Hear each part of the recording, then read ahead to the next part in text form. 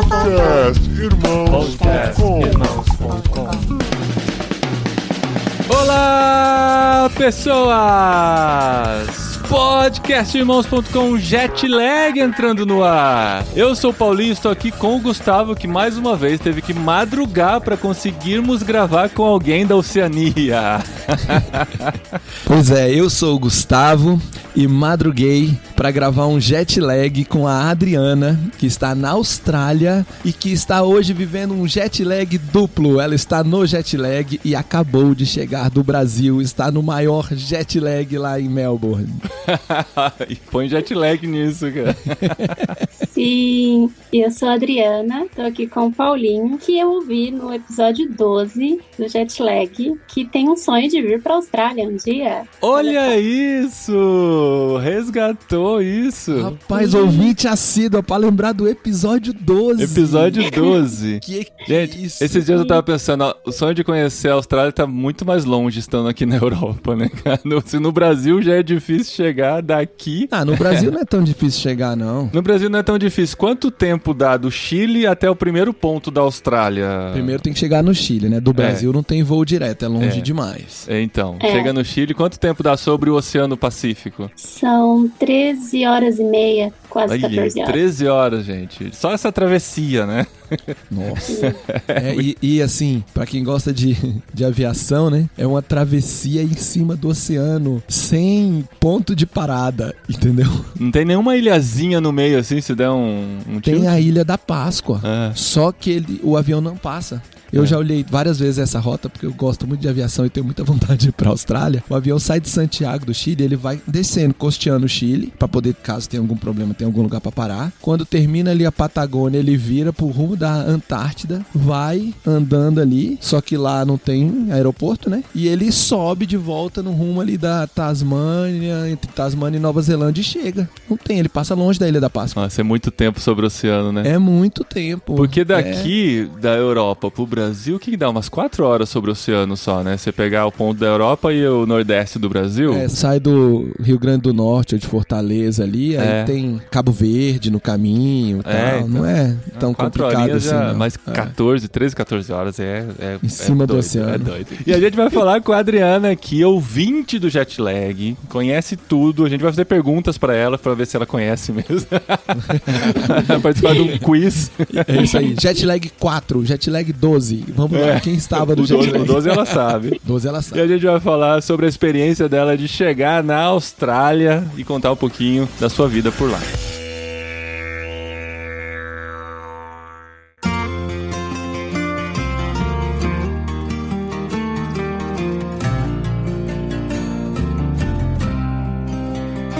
Gustavo, a gente gravou o nosso primeiro episódio da Austrália. Nós estávamos juntos, você lembra? Estávamos na sua casa, lá naquele salão de festa do prédio mesmo. Lá.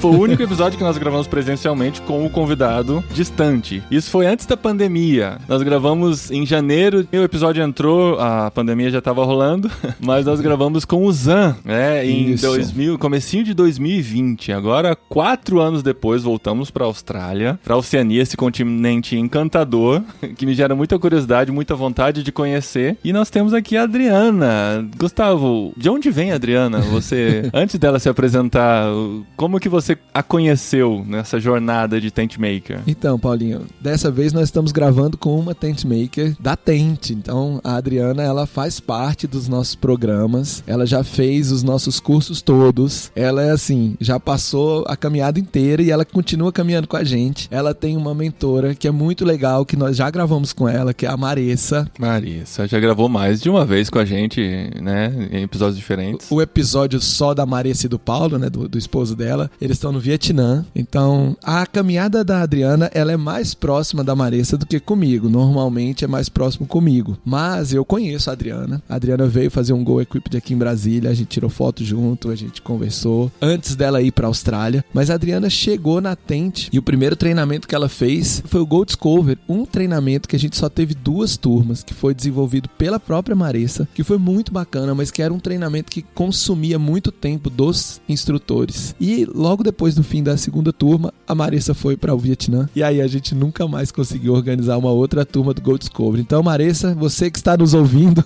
Aí virou o Go Experience, não? Não, Go Discover era um outro programa, para você descobrir a sua vocação. Porque a Adriana chegou nessa fase, o que Deus está me chamando, o que Deus quer de mim. Ela tinha interesse de ir para fora, mas estava ainda, isso foi antes da pandemia, então ela estava totalmente ainda dentro do Brasil, sem um plano de ir para fora de um lugar específico. E aí, nessa época, ela fez o Go Discover, que era de descobrir a sua vocação. O Go Experience era para você entender sobre o universo do fazedor de tendas, do Business as Mission, para você começar a entender. Go Experience foi um curso criado nessa reunião de 2020, que você veio aqui em Brasília. Sim, a gente com a Adri, a gente criou junto o Go Experience, gravamos o Jetlag 12, e aí de repente teve um strike no mundo, que foi o Covid. Mudou todos os nossos planos, o Go Experience virou virtual e o mundo, né, e a Tente seguiu de uma maneira diferente, mas a Adriana sempre esteve por perto, né? Ela vai contar pra gente como ela descobriu a gente aqui. Ela anda por perto da gente já há muitos anos e hoje ela é uma missionária da Tente. A gente ora por ela, acompanha a caminhada dela, igual fazemos com outros, como a Ellen, por exemplo, que também tá na Austrália, só que lá do outro lado da Austrália. Também a Ellen e a Adriana são as duas que a Maressa é a mentora. Então, elas que têm legal. Aí laços em comum, apesar de que eu não sei se elas se conhecem. Vocês se conhecem, Adriana? Não, inclusive eu comecei a seguir a Ellen ontem no Instagram. Então você descobriu. Gente, olha só, nós estamos assim numa vibe de o que acontece com os jetlaggers, né? Então, o Zan continua morando na Austrália, agora tem 2 filhos, esteve aqui no Brasil ano passado, conversei bastante com ele, continua sendo uma bênção por lá. A Ellen continua na Austrália, vai se casar com um australiano, deve continuar por um longo tempo na Austrália. Só um gostinho aí do que acontece com os jetlaggers. Eu vi vários comentários, Paulinho, que o pessoal gostou do jetlag que a gente gravou com a Vitória da Noruega, trazendo ela de volta depois de 4 anos, um update na vida e tal. Então, um rápido update aí, Zan e Ellen. Mas vamos agora focar na Adriana. Vamos conhecer essa jornada super bacana de entender sua vocação e ir lá pra Austrália exercer sua vocação, né? Adriana, de onde é que você é aqui no Brasil? Eu sou natural de Vila Velha, no Espírito Santo, mas eu cresci em Campinas. Acho que eu tinha 5, 6 anos quando os meus pais se mudaram. Tenho 28 anos, sou filha de pastor e desde quando eu era muito pequena eu sempre soube que eu tinha uma vocação, né, para ser missionária. Sempre as ações sociais, de um modo geral, assim, sempre tocou bastante em mim. Quando eu completei 16 anos, 17, eu comecei a buscar mais por isso, informações e tudo mais. Só que daí, ao mesmo tempo, eu já estava estudando e já tinha começado a trabalhar. Eu gostava muito do meu trabalho. Trabalhava como técnica de enfermagem com 17, 18 anos. Comecei a pesquisar, comecei a buscar vários cursos e fiz Jocum, MT, MU, fui para algumas conferências, fiz perspectivas. Só que tudo que eu encontrava era sobre ser um missionário tradicional, né? Ser enviado pela igreja. Isso é muito forte, né, Adriana, no Brasil. Apesar, outro dia eu estava conversando com um casal de amigos que estão bastante envolvidos aqui com a Tente, se envolveram recentemente, e eles falaram: Gustavo, você acha que todo mundo fala sobre tent making, sobre Business as Mission? Isso é a bolha que você vive. Sim. Ninguém fala disso, não. Esse assunto aí, só um grupo muito pequeno que fala disso. Sim, exatamente. E eu tava, assim, muito nessa busca, assim, e me questionava muitas vezes, assim, sobre meu chamado, porque realmente eu nunca senti o Senhor me chamando para ser um missionário do modelo tradicional, né, enviado pela igreja, trabalhando exatamente no campo missionário, né, e não com a minha profissão. E então eu fiquei nessa busca, fiz vários cursos e eu tava na internet sempre buscando algo, tentando encontrar alguma coisa, até que então, eu não sei exatamente o caminho, mas eu acredito que tenha sido pela MTB, que eu devo ter encontrado alguma coisa no site, algo Legal. Assim, talvez ia acontecer algum evento e eles divulgaram, não lembro exatamente. E então eu encontrei, né, logo eu vi que ia ter o Go Discover em 2020, só que antes de 2020, né, fiz Jocum, eu fui para várias conferências, fiz perspectivas, eu acho que fiz perspectivas antes ou depois, não lembro. Enfim, e aí encontrei, né, o Go Discover foi em 2020, na pandemia, e foi, assim, um divisor de águas, né, encontrar a Tente, e fez muito sentido, assim, eu entendi realmente que eu poderia ser, né, uma tent maker, sendo estudante, né, porque uma das minhas maiores dificuldades, assim, era, nossa, como que eu vou, porque meu objetivo era vir para a Austrália para estudar inglês, né, porque eu entendi que eu só poderia ir para um campo, né, missionário, se eu tivesse a segunda língua, né, o inglês. Então eu tava, nossa, como que eu vou para a Austrália ser estudante sem nenhum suporte, né, então essa era uma das minhas preocupações muito grandes, até que eu encontrei, né, a Tente, e eles apoiam, né, vocês apoiam o estudante, não só o trabalhador, né, o empresário, mas também foi isso, essa foi minha jornada para encontrar a Tente, e tudo mudou e tô muito feliz. Você, para ir para a Austrália, você foi para estudar inglês, foi fazer um curso. Eu me lembro que quando você veio ao Go Equipped, você já tava de passagem comprada e tudo mais. Go Equipped que você fez foi aqui em Brasília em novembro de 22. Quando é que você foi para a Austrália? Foi 2023, tava marcado para 2021 minha viagem para cá, mas daí aconteceu a pandemia e aí eu adiei 2 anos. 2023, eu cheguei em Sydney em março de 2023.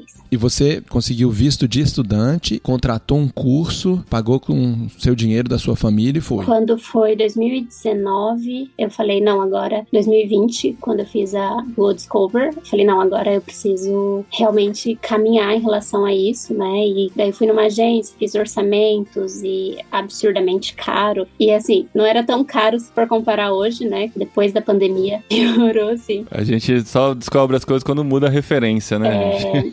E aí eu trabalhava, né, tudo, então eu consegui pagar o curso, juntar o dinheiro, tudo, ajeitar tudo, e durante um ano, que eu viria em 2021, né, e aí deu tudo certo, enfim. Aí foi tudo na raça mesmo, né? Não teve bolsa, não teve nenhum incentivo de governo, nem nada. Você foi, buscou... Juntou o dinheiro, pagou o curso, pagou a passagem e foi. Na raça.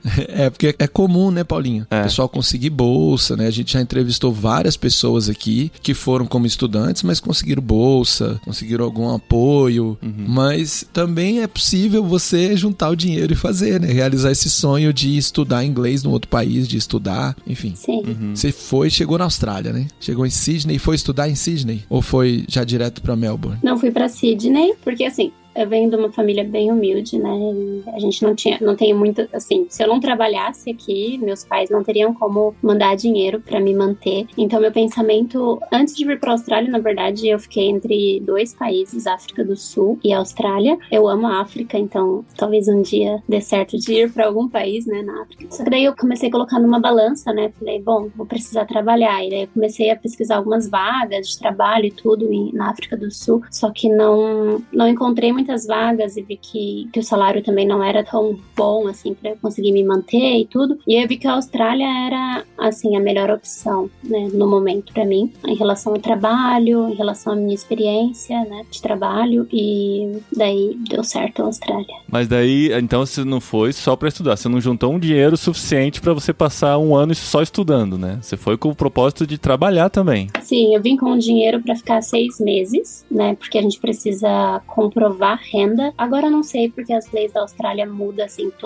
todo ano, mas na época a gente não precisava comprovar renda para vir, mas poderia a imigração pedir 6 meses de comprovação de renda para viver esses 6 meses sem precisar trabalhar. Então eu levantei esse dinheiro, vendi meu carro no Brasil e vim com esse dinheiro, mas era um dinheiro que eu não queria mexer porque ficaria como uma reserva. Era a reserva de emergência. Isso. Então eu cheguei aqui no primeiro mês, depois de 15 dias eu já estava trabalhando. Mas você não foi com um emprego definido, você foi pra procurar mesmo. Sim, foi pra procurar. Você fazia o que no Brasil? Trabalhando em que você juntou esse dinheiro?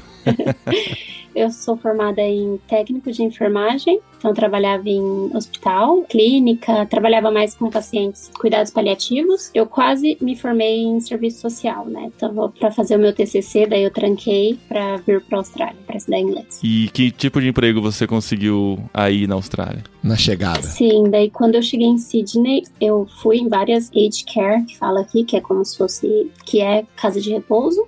E só que meu inglês era muito básico e eu não conhecia nada, assim, do que teria que fazer, quais certificações que eu tinha que tirar. Então eu fui em vários, entreguei currículo e tal, e nenhum me chamou. E aí eu comecei a trabalhar de cleaner, né, de faxina. E depois, aí trabalhei durante acho que uns 4 meses, depois eu consegui um trabalho num restaurante, no navio, na Darling Harbour, ali na Opera House, foi bem legal. Mas era no navio ou era no porto? Um restaurante dentro de um navio. Mas tinha que trabalhar embarcada? Não é bem um navio, é boat, é barco, pequeno, sabe? Que fazia só pequenos Viagens passeios curtas. ali Isso. em volta ali da cidade, turístico. Sim. Você conseguiu trabalho de ajudante de cozinha, essas coisas? Foi de garçonete. Garçonete. Ah, que legal.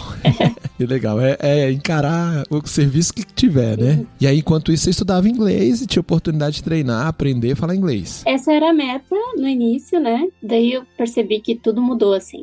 Porque eu já estava muito envolvida com a comunidade brasileira. No trabalho de cleaner que eu trabalhava, a minha chefe era brasileira, então eu trabalhava só com brasileiras. Na escola que eu estudava, tinha muitos brasileiros e colombianos, argentinos, então eu acabava falando mais espanhol do que português até. E do que inglês. E você falava já espanhol ou foi aprendendo? Eu falava, já falo um pouquinho, porque eu fiquei na Argentina um mês estudando espanhol antes de vir. A pessoa vai pra Austrália pra falar espanhol, é demais, né, gente? Espanhol é a segunda língua mais falada do mundo. Não tem...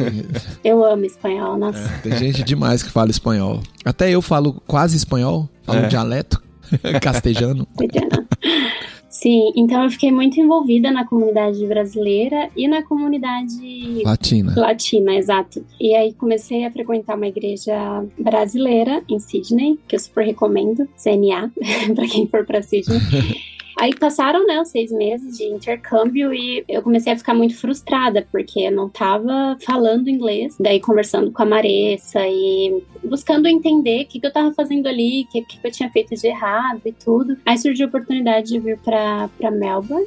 Enquanto eu estava no Brasil, em 2018, eu fui numa conferência em Curitiba, a Bíblia para Todos os Povos. Eu conheci um casal de missionários que moram aqui, né, que é a Mimi e o Didi. Eles trabalharam a vida toda com traduções da Bíblia, e nesse encontro a gente teve uma interação bem legal e trocamos e-mail e tudo, e eles me convidaram para vir para cá enquanto eu ainda estava morando em Sydney. Daí eu vim visitá-los em Melbourne e depois voltei para Sydney, e eles viram que o meu inglês estava bem ruim ainda, assim, e eles falaram: nossa, tipo, você gastou tanto dinheiro para vir para cá para estudar inglês e... Nossa, animou pra caramba, hein? Sim!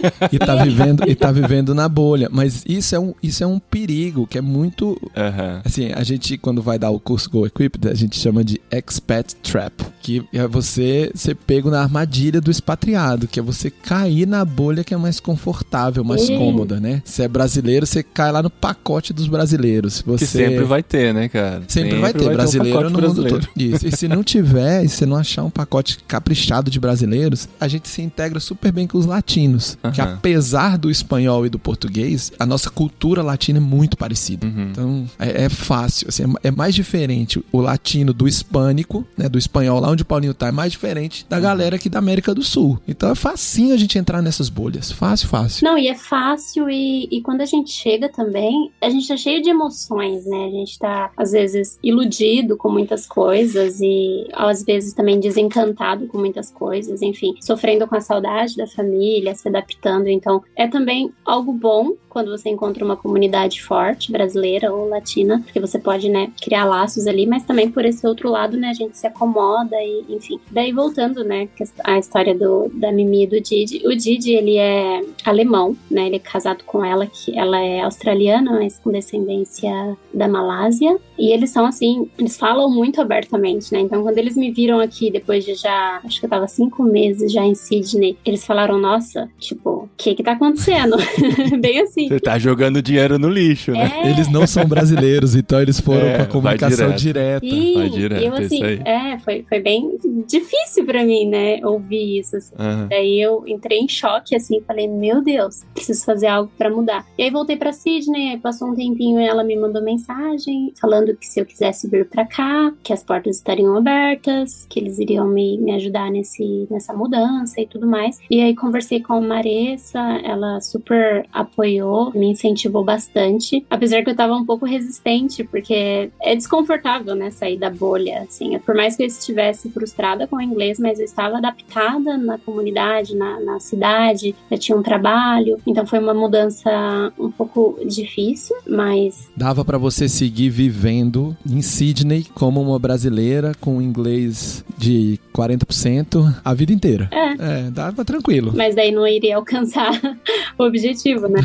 Não ia nem aprender a falar inglês, nem interagir com os australianos, a não ser no mercado, né? A não ser no comércio. Sim. E nem desenvolver o meu objetivo como tent maker, né? Porque essa era uma das minhas frustrações também, que eu lembro que eu falava nas mentorias, né? No Go Together, junto com a Marissa. Eu falava, eu não tô fazendo nada, eu não tô falando sobre Jesus, eu não tô sendo intencional. Se preparou tantos anos, né? É. Você vai com um sonho, cara, eu vou falar de Jesus pra aquele povo. E aí, quando você começa a trabalhar loucamente, isso é muito comum, Paulinho, eu já vi várias vezes. A pessoa chega no outro país, começa a trabalhar, se envolve com a bolha e tá trabalhando, e tem que trabalhar, e tem que... Quando vê, passou o tempo, a pessoa olha e fala, ué, e aquela parte de falar de Jesus? Por isso que a gente tem o Go Together.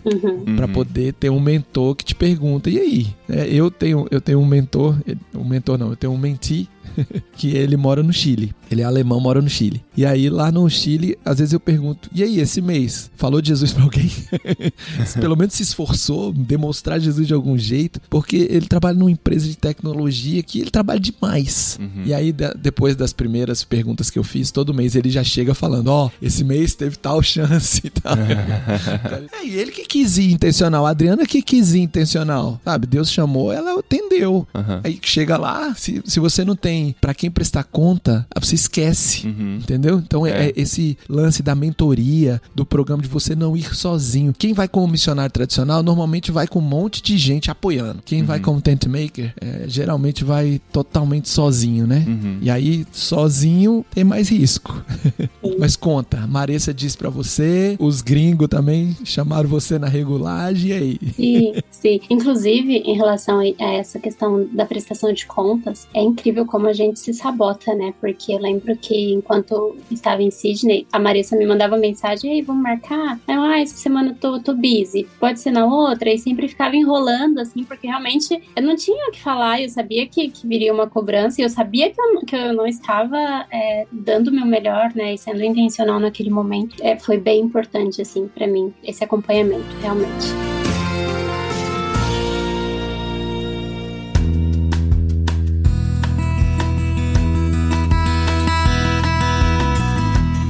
Aí eles me convidaram, daí meu visto já estava vencendo em agosto. Aí eu comecei a pensar sobre renovar o visto, porque comecei a pensar bem antes, né, na verdade, porque realmente 6 meses não consegui aprender, então comecei a estudar e tudo, apliquei para renovar, e só que demorou uns 2 meses, e durante esses 2 meses eu me mudei para cá, fui morar com eles, e aí tudo mudou, né, daí eu comecei a ser intencional, e acho que passou aquele período também de encantamento, né, de quando a gente chega, de adaptação, enfim. E aí aqui as coisas... Foi um pouco difícil também no começo, porque é uma cidade que é mais fria. Eu morava no centro de Sydney, e aí eu vim morar num bairro mais pro interior, mais longe da cidade. Então era outro estilo de vida. Você foi morar na casa deles? Sim, agora não moro mais com eles, mas morei com eles durante 4 meses. E eles não falam português? Não, só inglês. Tá, aí já... Isso aí já foi um salto. Turning point na sua jornada do inglês, né? Sim. E eles me cobravam muito, né, de estudar, então eu comecei a ficar mais focada mesmo em estudar. E comecei a estudar durante o dia também, porque em Sydney eu estudava à noite, trabalhava de dia e estudava à noite, daí aqui mudou tudo, assim, comecei a estudar de dia, de manhã até à tarde, trabalhava 2, 3 vezes na semana só, então melhorou bastante minha qualidade de vida. E você já chegou com emprego? Eles não queriam que eu encontrasse um trabalho, porque eles estavam me apoiando, né, nesses meses, eu não precisava pagar aluguel, mas eu tinha que pagar a escola, tinha que pagar a renovação do visto, que não é pouco dinheiro. Então eu comecei a buscar alguns trabalhos e comecei a encontrar alguns trabalhos de cleaner no começo, quando eu cheguei, e aí eles me incentivaram a comprar um carro, daí eu comprei um carro, aí depois de uns 2, 3 meses meses que eu estava aqui, eu já estava um pouco mais confiante no inglês. E aí eles começaram a me incentivar a encontrar um trabalho de... Aqui a gente fala personal assistant, é tipo como se fosse uma cuidadora de idosos no Brasil.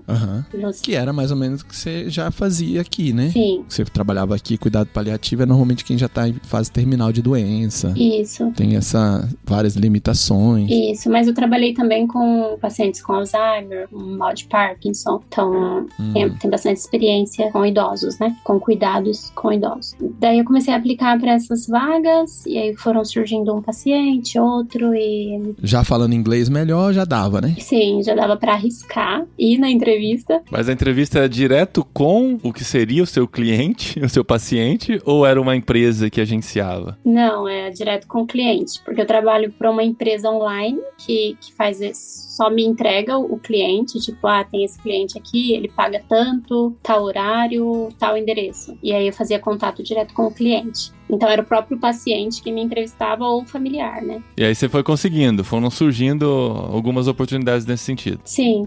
Surgiram 3, que eu trabalho 3 vezes na semana. E aí os outros horários que eu tenho livre eu ainda continuo fazendo alguns cleaners, que eu fazia desde o começo. Você faz ainda? É. E como que é a rotina de limpeza? A ideia que a gente tem de faxina no Brasil é aquela pessoa, né? Quando eu era criança, minha mãe pagava umas faxineiras pra passar o dia. Ela ia o dia todo, chegava às 7 horas da manhã, ficava até 6 horas da tarde. Mas eu sei que não é essa a realidade, né? Não. O máximo que eu trabalho aqui em uma casa é 3 horas. Uma faxina de 3 horas. Chega lá, dá uma geral e vai embora. Pra mim é o básico, assim, aquela limpeza que a gente faz básica. O paninho.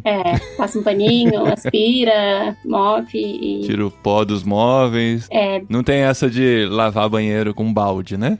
Não, nem tem balde. Que é o sonho da Sabrina. O sonho da Sabrina, de jogar água no azulejo.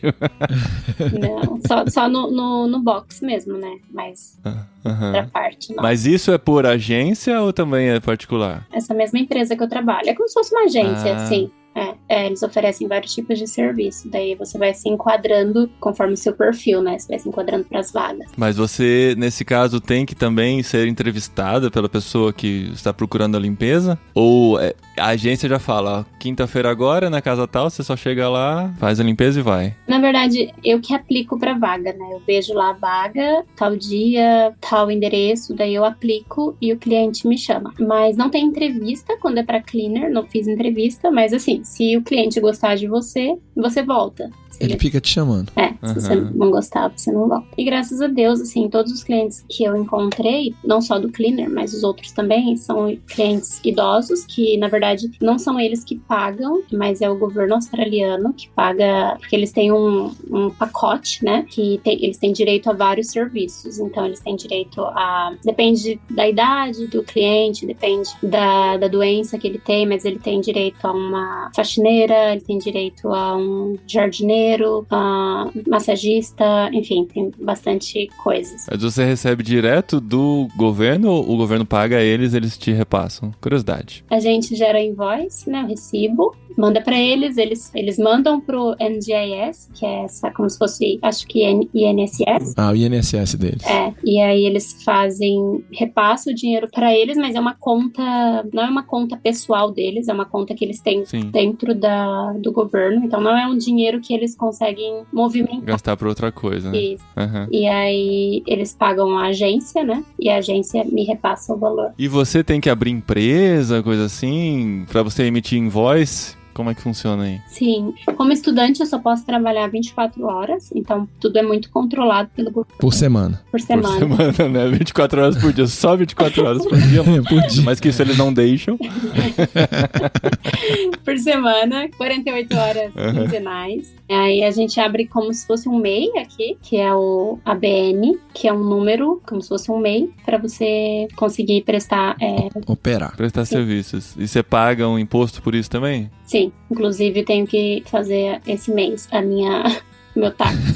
Sim, tudo a gente paga imposto, assim, não tem. E você pode fazer qualquer tipo de serviço, desde que seja, serviços, com esse visto, né? Você tá perguntando com esse visto. Ou com essa modalidade de MEI aí que você fez. Você pode trabalhar de cuidado, pode trabalhar na limpeza, se precisar fazer um serviço de garçonete, marcenaria, ajudante de marceneiro. Qualquer coisa que for oferecer um serviço, você pode incluir aí, não tem limitação. Não, só posso trabalhar mesmo, tenho que cumprir a carga horária, não posso passar de 24 horas por semana. E com 24 horas por semana, sobra tempo para você estudar, que o objetivo do visto é de estudante, e essa quantidade de recursos dá pra você viver aí sozinha, né? Assim, mantendo uma pessoa. Sim. Esse dinheiro dá tranquilo. Tanto que você saiu da casa desses gringos aí, desses alemães, malásios, australianos. Sim. E tá morando na sua própria casa. Não na minha própria casa, mas eu aluguei um quarto. Alugado.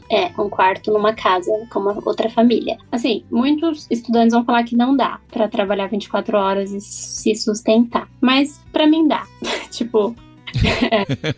É a vida mais simples, né? E também acho que eu ganho um pouco mais, assim, do que eu ganhava até em Sydney, porque eu tô trabalhando numa região mais afastada, então a minha hora é um pouco mais do que se eu fosse trabalhar na City mesmo, assim. Ah, é? Que é mais concorrido, que tem muito mais gente para aplicar para vagas, né? Dentro desse aplicativo tem a concorrência, né? Então, se eu tenho um idoso querendo cuidador e eu tenho 5, 10 pessoas disponíveis, esse idoso talvez contrate o mais barato. Sim. Na escolha. Então, mas daí tem as legal. Referências, como eu tenho experiência, tudo bem que eu não tenho o inglês fluente, mas eu tenho experiência, então isso conta bastante, porque muitos estudantes e pessoas que vêm pra cá, inclusive para trabalhar nessa área, da área da saúde, que é uma área que você consegue aplicar depois para residência, né? Se você tem as certificações, a maioria dessas pessoas, elas não tem experiência, né? Então, o meu diferencial é que eu tenho experiência e eu sei como lidar, né, com esses pacientes, com esses clientes. Mas você já sentiu seu inglês melhorando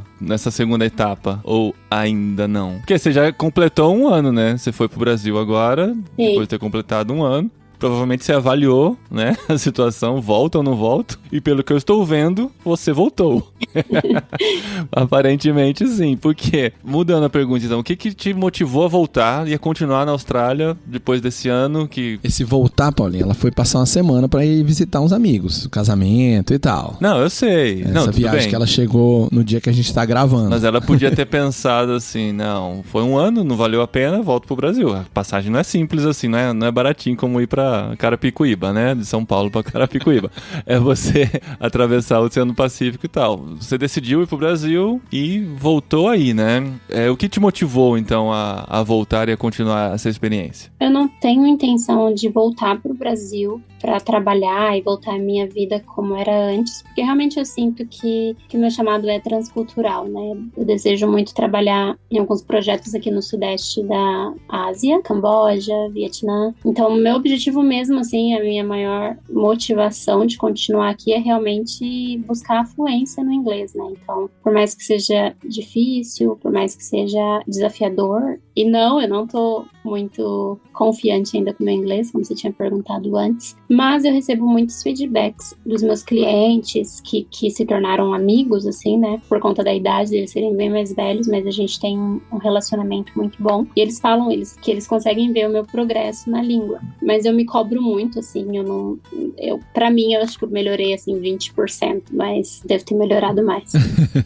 A gente se cobra mais mesmo. Eu também tenho a mesma sensação no espanhol, sabe? Mas, assim, todo mundo elogia. Aí você fica assim, não, mas eu ainda não cheguei lá, sabe? Parece que falta alguma coisa ainda que talvez eles não estejam notando, mas eu ainda sinto, né? Mas eu acho que, na verdade, isso aí é cultural, né? O brasileiro sempre acha que não dá conta de falar igual aos outros, igual aos nativos, mas nós não vamos nunca falar igual aos nativos. Sim. Então a gente tem que relaxar com isso. E se o feedback é comunicação fluida, tá suficiente. Assim, você consegue conversar com eles, entender o que eles pedem, explicar o que precisa ser explicado, consegue falar de Jesus, tá ótimo, sabe?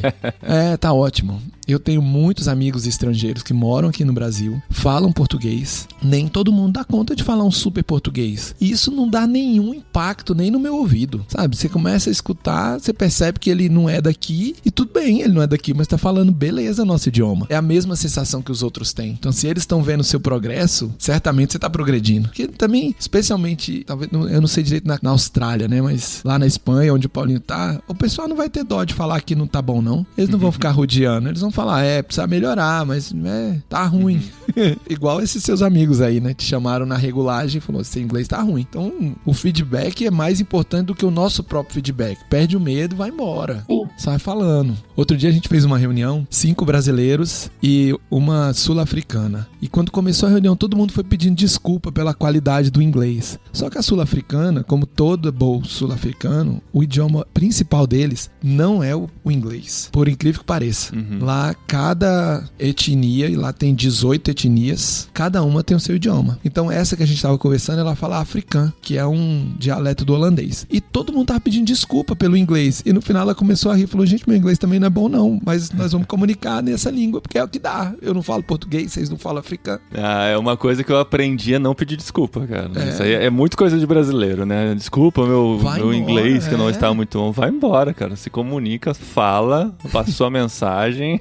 É isso aí. Você tá conseguindo conversar com os velhinhos. E aqui oportunidade, né? Porque os velhinhos devem ter, pelo menos os que estão mais sãos ou ainda mais ativos, eles devem ter o maior prazer em te corrigir, te ensinar. Deve ser diferente de você estar, talvez, numa casa, fazendo uma limpeza numa casa com 6 crianças correndo loucamente e a mãe estressada, ou o pai chegou do trabalho e fala rapidão com você, não tem paciência, porque tá, né, a vida. Os velhinhos deve ser mais fácil, não é não? O que você acha? Sim, com certeza. Eles têm mais paciência, né? Eles têm mais tempo também, né? Porque não trabalham fora. É bem mais fácil. Sim. Tem alguns deles até procurando uma companhia, alguém pra conversar, né? Imagina. Sim, muito. Inclusive, eu tenho um cliente que eu atendi agora à tarde, tem 80 anos, ele completou ano passado. Eu vou pra ajudar ele a fazer atividade física e dar banho nele, né? Acho que mais ou menos 1 mês e meio atrás, ele começou a falar pra mim que tava com umas crises de ansiedade,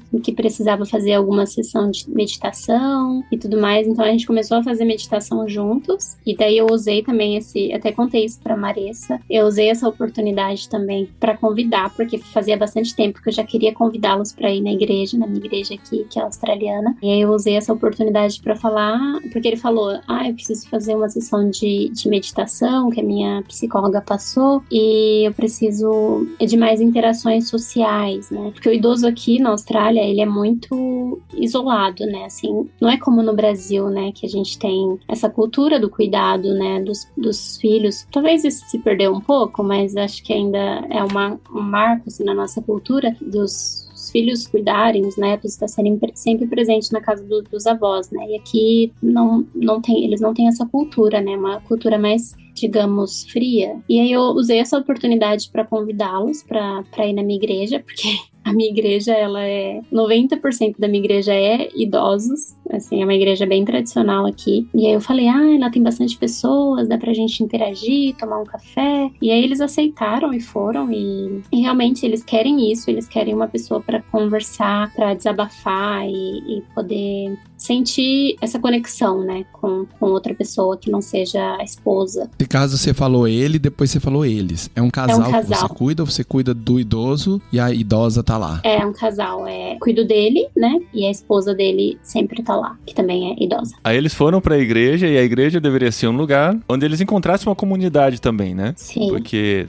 pessoas sozinhas e tal, igreja tem esse aspecto comunitário e tal. Você vê isso na igreja australiana também? Você disse que tá numa igreja australiana. Como que é essa receptividade? Sim, a minha igreja em especial, ela é muito receptiva e ela é muito família. Apesar de ser uma igreja, né, como eu já disse, 90% de idosos, assim, predominantemente, porque é uma igreja bem, bem antiga, e eles têm isso muito forte, de ter essa comunhão mesmo, e foi bem interessante nessa primeira visita que eles foram, porque eles realmente sentiram isso, e eles deram esse feedback, eles falaram, nossa, a gente não gostou muito do louvor, porque a minha igreja é pentecostal, e eles são...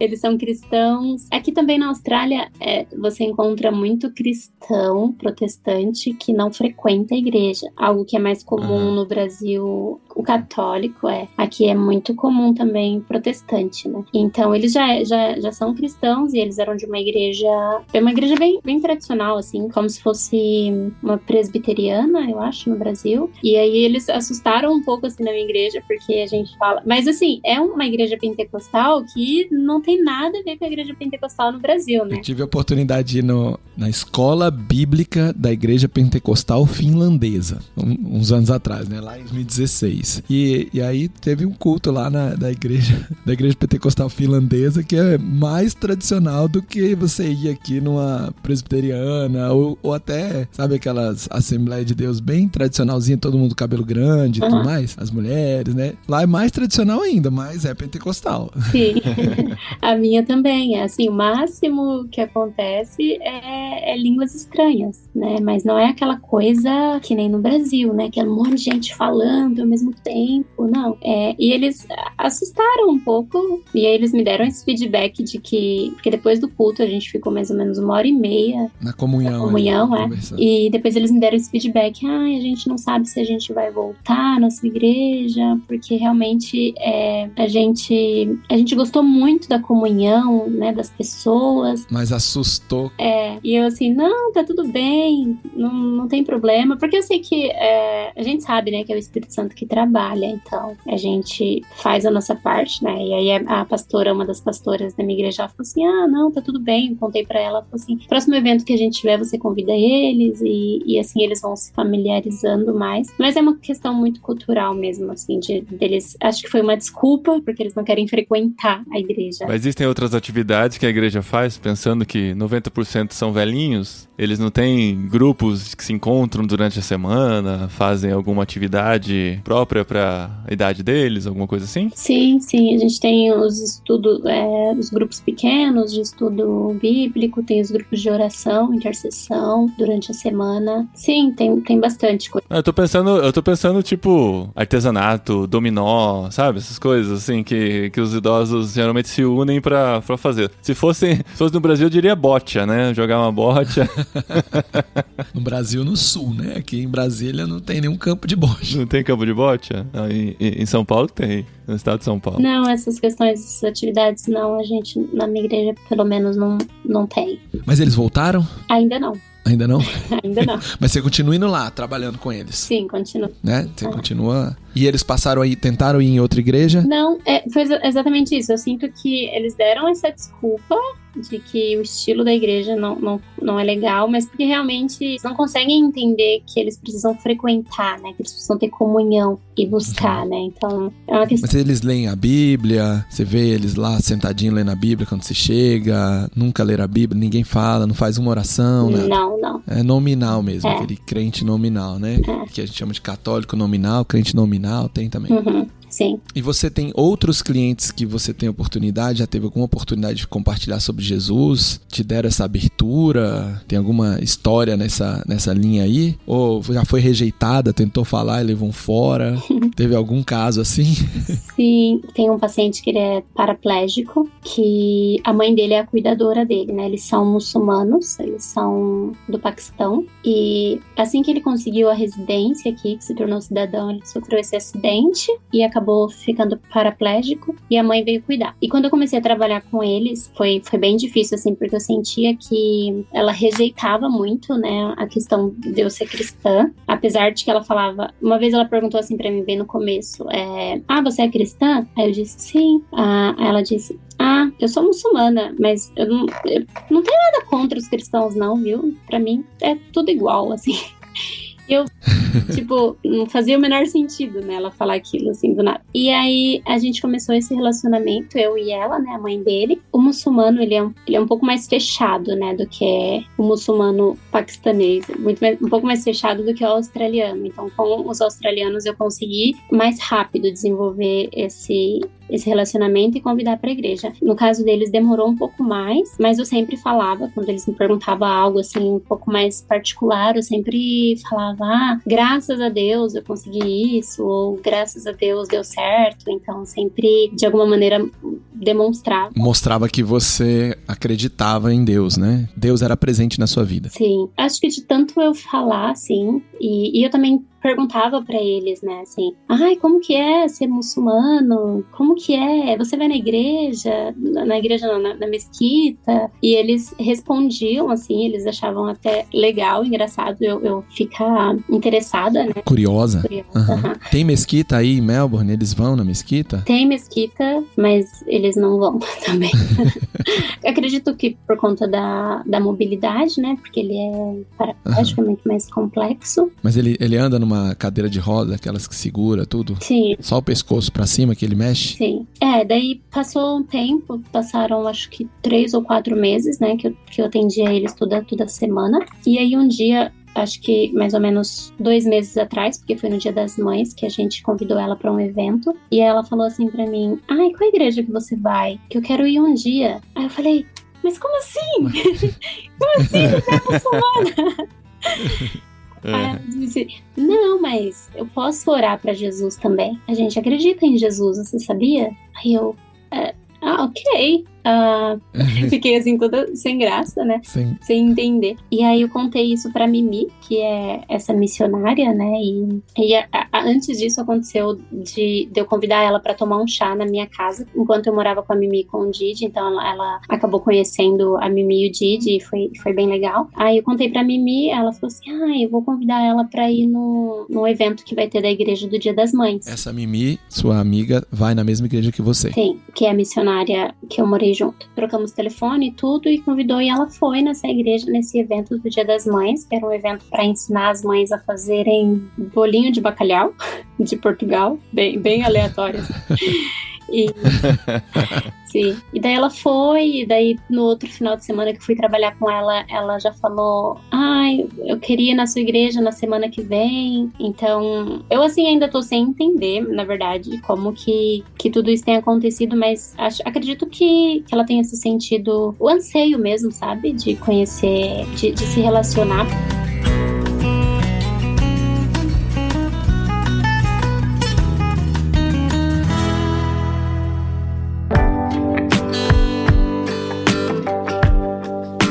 Adriana, a gente falou bastante do seu trabalho, falou bastante dessas interações que o seu trabalho te permite, do seu inglês e tudo mais, mas e as amizades? Você consegue interagir com australianos normais, não aqueles que te pagam pra ser amigo deles?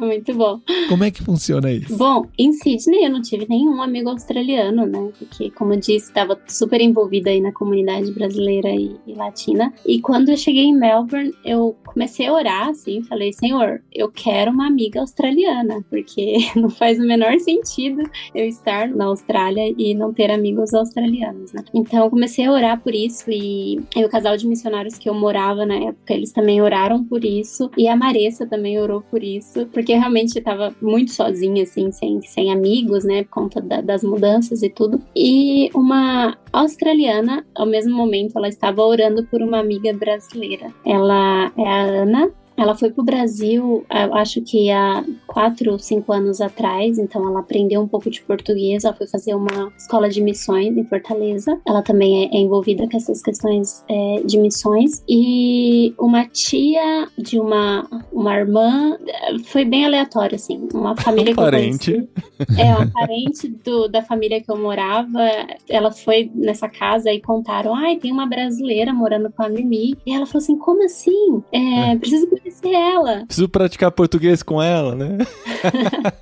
Sim, exatamente isso. E aí marcaram o encontro, a gente se encontrou, e aí ela me abraçou e ela falou, nossa, eu tava orando muito a Deus por uma amiga brasileira. E eu falei pra ela, eu estava orando muito por uma amiga australiana, né? Que legal.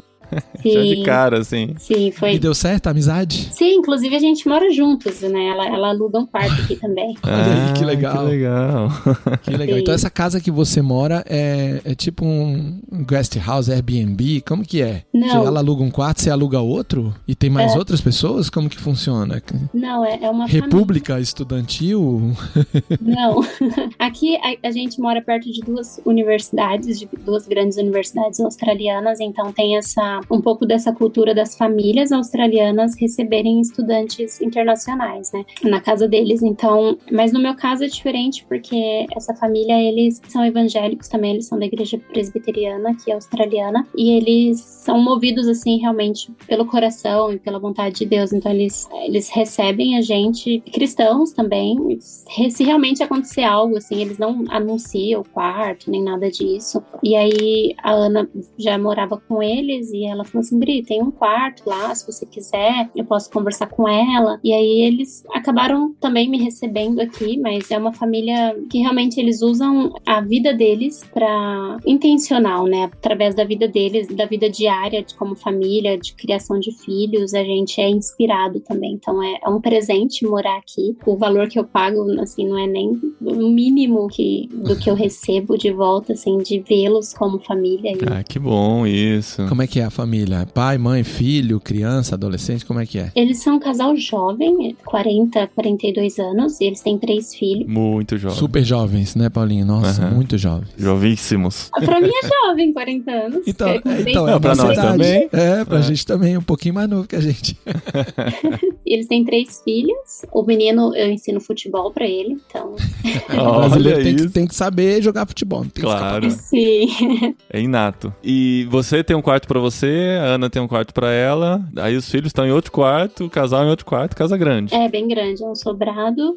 As casas australianas são bem grandes, assim. São, sei lá, 6 quartos, bem grande. E é legal que Deus te deu uma família aí também, né? Pra se relacionar, pra praticar inglês, pra aprender com a vida deles, né? Que legal. Isso é uma bênção mesmo. Sim. Bom, Adriana, você falou que voltou pra Austrália, né? Depois dessa visita ao Brasil, porque tem planos pro futuro, né? Talvez aí, sudeste da Ásia, talvez uma África, que você já falou que é apaixonada pela África. Então a gente imagina que você já tá mirando pra isso. Mas quais os próximos passos que você pretende dar pra chegar nesse ponto, né? O que você tem planejado daqui pra frente, a partir do momento que você tiver seu inglês mais fluente? Pra que lado você pretende caminhar agora? Eu tenho orado bastante pelo Camboja. Nesse último mês eu conheci um projeto aqui na minha igreja, que minha igreja é uma igreja bem, bem missionária também. Eles apoiam vários missionários, assim, que estão pelo mundo. Quando você fala sua igreja, é sua igreja aí na Austrália mesmo, né? Não a do Brasil. É minha igreja aqui na Austrália. Igreja australiana, sim. Minha igreja no Brasil também.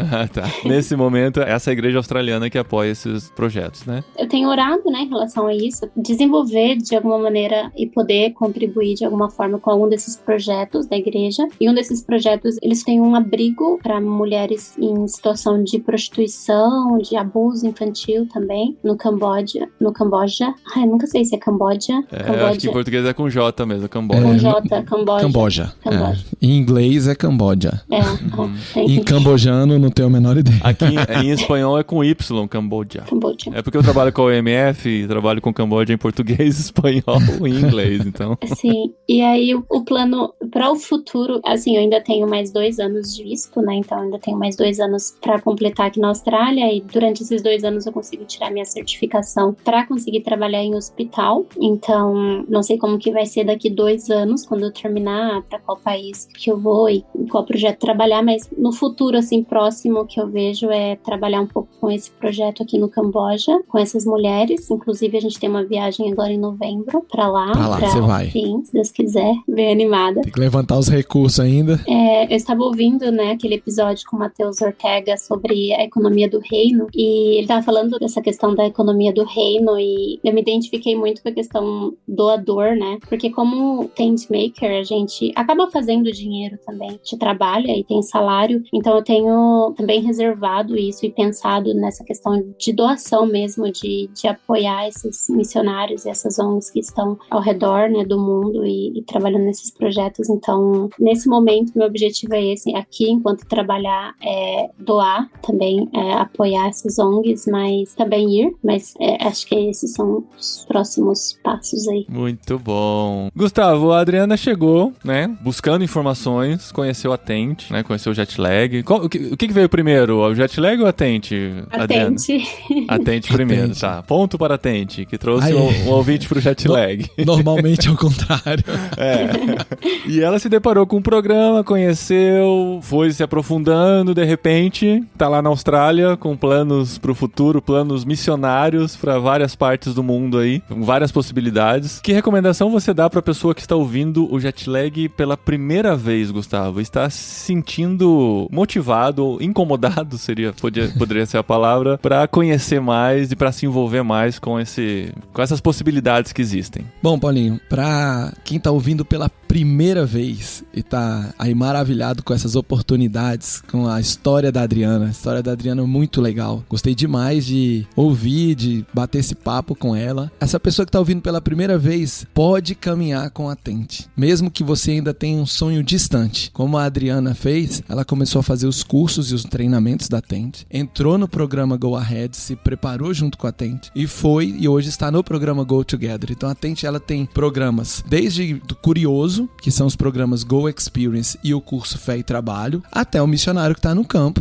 que é o Go Together. Então, para quem tá começando do zero, a melhor forma de você começar é com o curso Fé e Trabalho. O curso Fé e Trabalho tá disponível online, você faz na hora que você quiser. É só entrar no site tentebrasil.com.br e lá você vai conseguir entrar e se inscrever no curso. Ele é bem baratinho e ele tá disponível 24/7. Você vai gastar 6 horas para fazer esse curso. Depois disso, a gente tem o Go Experience, que a gente vai ter uma nova turma em breve. Se você começar a seguir a gente no Instagram, no @BrasilTente. Você vai encontrar a gente lá no Instagram e vai ver as datas do próximo Go Experience. Mas se você mora em Recife, ou se você mora em João Pessoa, ou se você tá animado de ir logo pro campo, a gente tem o nosso curso Go Equipped, que foi o curso que eu falei que a Adriana fez aqui em Brasília, em novembro de 22. Agora, em novembro de 24, a gente vai ter esse curso em Recife, no site tentebrasil.com.br. Você encontra mais informações, você consegue fazer sua inscrição. E esse curso, ele vai tratar tanto do processo de ser missionário dentro do ambiente de trabalho, mesmo que você não vá para outra cultura, até o processo de aprender sobre uma nova cultura, se adaptar a essa cultura e começar o trabalho de evangelismo numa nova cultura. Então a gente tem esse universo para você aprender. Depois disso, a gente tem o Go Ahead, que é o nosso programa para te ajudar a planejar como que você planeja uma ida, como você planeja currículo, que países estão por aí, como que você consegue observar suas habilidades e as necessidades de outros países para se colocar lá. E quando você for mesmo, que a sua igreja te enviar, que você arrumar o seu emprego, o seu estudo, enfim, a gente vai caminhar com você